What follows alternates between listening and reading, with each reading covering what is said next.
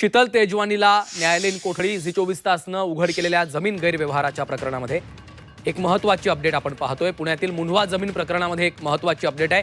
शीतल तेजवानीला आता न्यायालयीन कोठडी सुनावण्यात आलेली आहे आणि त्यामध्ये आता आणखी एक सविस्तर चौकशी शीतल तेजवानीची केली जाणार आहे।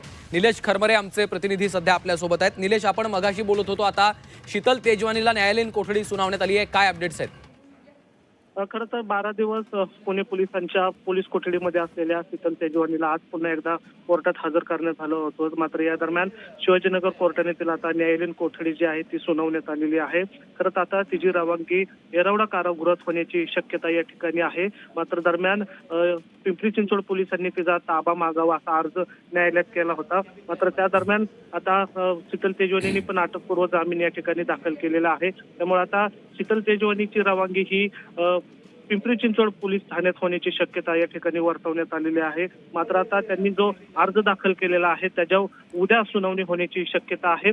ती प्रोसेस जी आहे ती उद्या होऊ शकते किंवा शीतल तेजवानी जे आहे ते आता येरवडा कारागृहात जाण्याची शक्यता या ठिकाणी आता दाट निर्माण झालेली आहे। 5 वाजेपर्यंत हे कायदेशीर बाबी पूर्ण झाल्या तर तिची रवानगी जी आहे ती पिंपरी चिंचवड पोलिसांकडे होऊ शकते। मात्र नाही झालं तर तिला येरवडा कारागृहात जावं लागणार आहे, कारण आता या ठिकाणी न्यायालयाने तिला न्यायालयीन कोठडी सुनावलेली आहे। त्यामुळे अधिक तपास जो आहे तो आता तिकडून होण्याची शक्यता आहे। मात्र दरम्यान पिंपरी चिंचवड पोलिसांकडूनही तिचा तपास जो आहे तो केला जाणार आहे, त्यासाठी त्यांनी अर्ज सुद्धा केलेला आहे।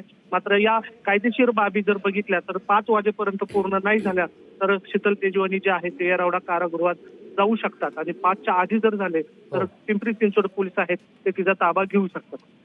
निश्चितच पिंपरी चिंचवड पोलिसांनी देखील ताबा मागितलेला आहे, त्यामुळे या सगळ्या घडामोडींवर आपलं लक्ष असेल।